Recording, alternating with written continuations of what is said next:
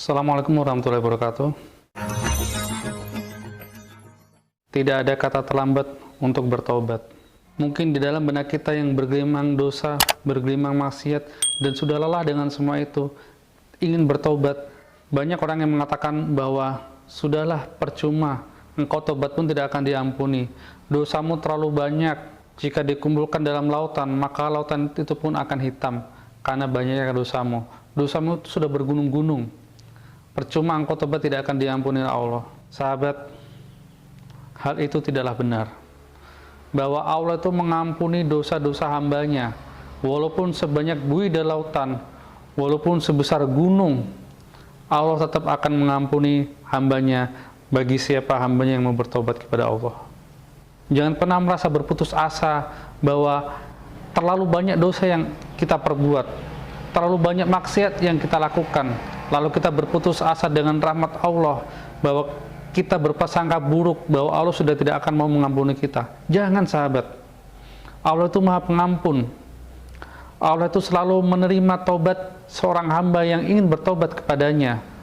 Allah itu selalu membukakan pintu taubatnya untuk orang-orang yang ingin bertobat.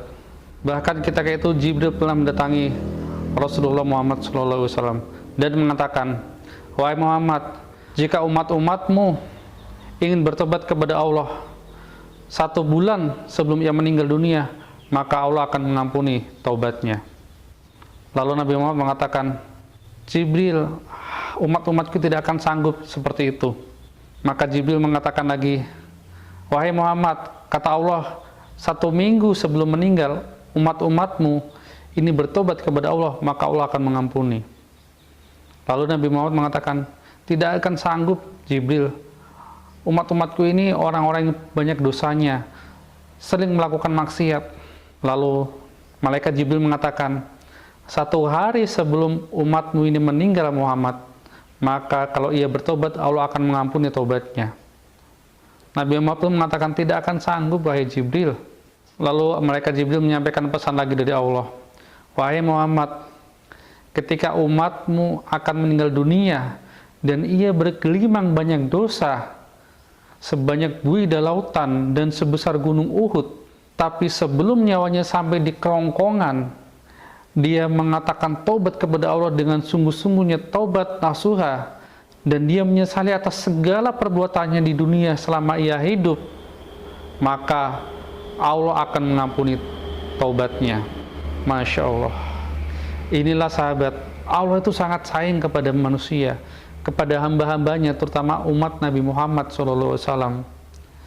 Maka bagi kita yang terlalu banyak dosa, bergelimang maksiat selama kehidupan kita, mungkin tidak pernah sholat, tidak pernah melakukan amal-amal baik, tidak ada pahalanya sedikit pun.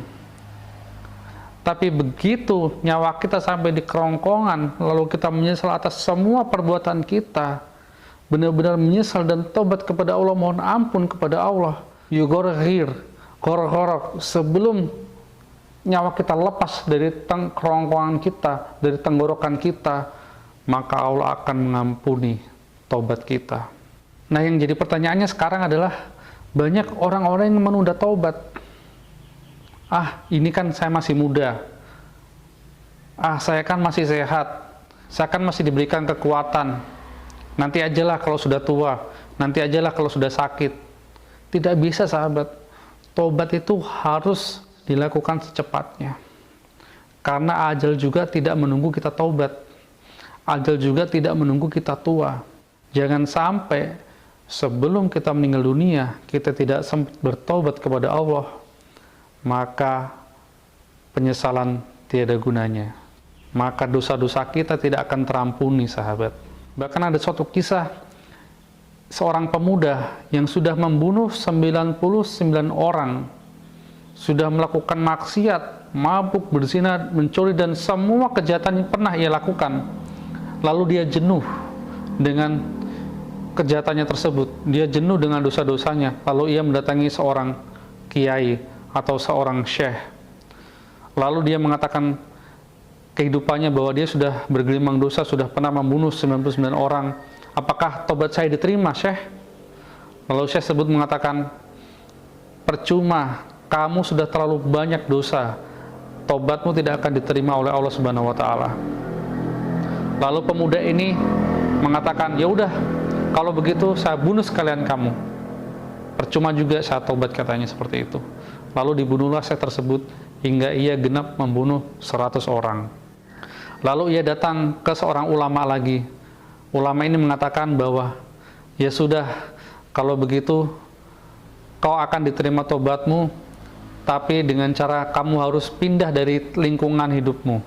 Kau harus pindah ke daerah lain, karena lingkungan hidupmu itu banyak sekali keburukannya, banyak sekali tempat-tempat untuk berbuat dosa. Engkau harus menjauh, menghindar dari lingkunganmu tersebut.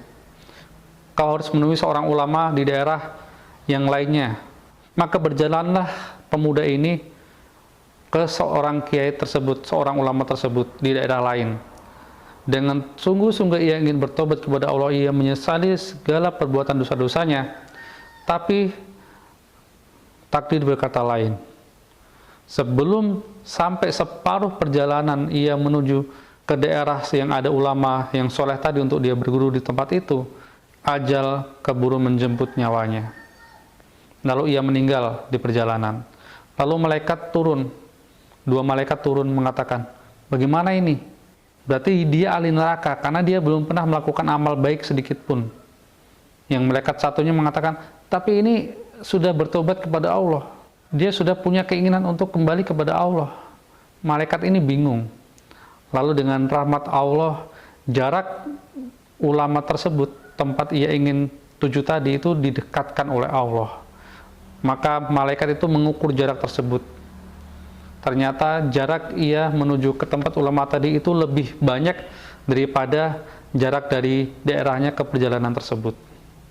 Itulah kemahamurahan Allah. Kalau ada orang yang ingin bertobat kepada Allah, Allah akan segera mengampuninya. Bahkan Allah telah mengatakan, jika suatu negeri atau jika di dunia ini tidak ada orang yang berbuat dosa, lalu dia mohon ampun kepada Allah, dia menyesal atas perbuatannya, maka Allah akan mengganti manusia tersebut dengan makhluk lainnya. Itu janji Allah, sahabat. Maka jangan berputus asa. Jika kita benar-benar ingin bertobat kepada Allah, lakukan dengan segera. Wassalamualaikum warahmatullahi wabarakatuh.